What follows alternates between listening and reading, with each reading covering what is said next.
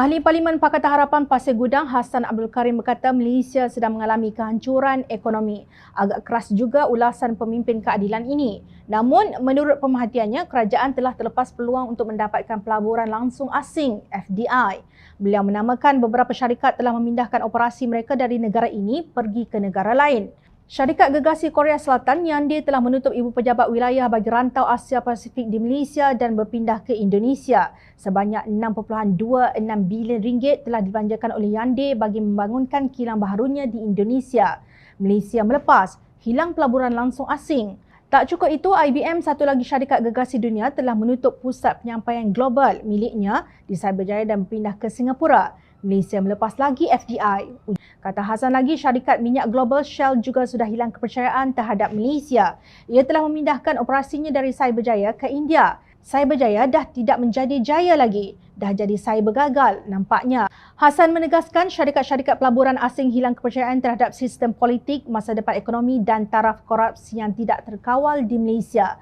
Malah Citigroup, sebuah kumpulan perbankan, mengeluarkan urusan retail banking miliknya yang telah beroperasi di Malaysia selama 60 tahun untuk berhijrah ke Singapura. Untuk tambah buruk, syarikat IT Jerman iaitu T-System telah menjual bisnesnya di Malaysia dan cabut lari dari Malaysia. Dalam dunia kereta motor menuju ke industri membina kereta elektrik, Malaysia terlepas lagi. Toyota Motor Corp melabur 2 bilion US dollar untuk membangunkan kenderaan elektrik EVs bukan di Malaysia tetapi di Indonesia.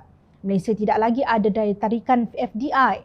Malaysia hilang dari radar bisnes antarabangsa. Menjadi parah lagi, kata Hassan, Zoom Video Communications memilih Singapura bukannya Malaysia sebagai tempat pusat R&D dan pusat data baharu bagi rantau Asia Tenggara. Beliau mengeluh malang sungguh Malaysia di bawah kerajaan sekarang ini, sambil menambah bahawa Malaysia telah hilang dalam peta dunia niaga. Lihat saja Facebook, Lazada, Tencent, ByteDance, Alibaba tergamak tidak hiraukan Malaysia tetapi memilih Singapura lagi menjadi hub serantau bagi pusat strategik dan pusat datanya. Hassan turut mempersoalkan apa yang sedang dilakukan oleh Menteri Perdagangan Antarabangsa dan Industri MITI, Datuk Seri Muhammad Azmin Ali selama ini. Di mana silapnya Malaysia langsung tidak dipedulikan oleh syarikat-syarikat pelaburan asing. Beliau menyifatkan Malaysia seperti sudah jatuh ditimpa tangga. Google dan Facebook telah pintas lalu Malaysia untuk projek berbilion ringgit aprikot iaitu kabel internet dasar laut sepanjang 12,000 kilometer.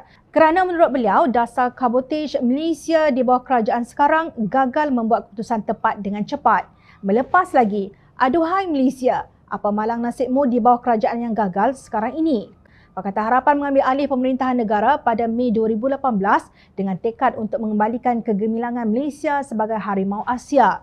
Walaupun dihalang oleh hutang yang menggunung, tinggalan kerajaan Barisan Nasional, antaranya akibat skandal kewangan One Malaysia Development Berhad, 1MDB, kerajaan Pakatan Harapan berusaha dengan jimat cermat untuk membina semula negara. Malangnya, langkah Sheraton pada akhir Februari 2020 telah membunuh segala usaha untuk memperbaiki ekonomi negara.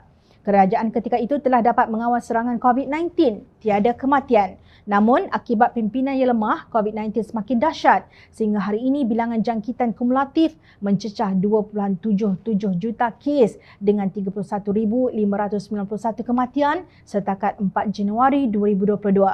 Memang mudah untuk menyalahkan COVID-19, tetapi pandemik tersebut turut menyerang India, Singapura dan Indonesia yang kini menjadi pilihan pelabur yang berpaling dari Malaysia. Justru apa sebabnya pelabur-pelabur berbondong-bondong meninggalkan negara ini menuju ke negara yang juga ada pandemik COVID-19?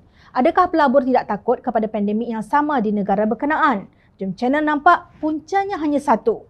Pelabur tiada keyakinan kepada pimpinan politik negara.